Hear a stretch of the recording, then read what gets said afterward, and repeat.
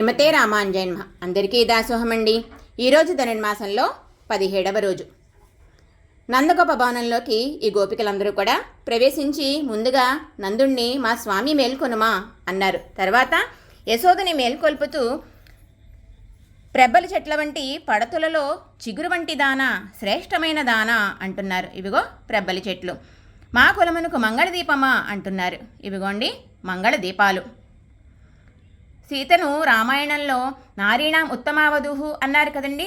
అలాగే ఇక్కడ గోపికలు కూడా యశోదమ్మని కృష్ణ సమాగమం కలిగించడంలో నీవు మాకు సహాయపడవలను, నువ్వు స్త్రీలలో ఉత్తమురాలవు అంటున్నారు ఇక్కడ యశోదమ్మను. ఇదిగోండి యశోద.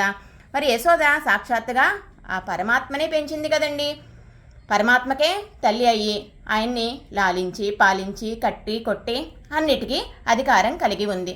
ఈరోజు మన పాలకొల్ల అష్టభుజ లక్ష్మీనారాయణ స్వామివారి సన్నిధిలోని ఆండాళ్ళమ్మ జడలో దామోదర బంధనం ఆ తల్లి కట్టేసింది కదండి చిన్ని కృష్ణయ్యని.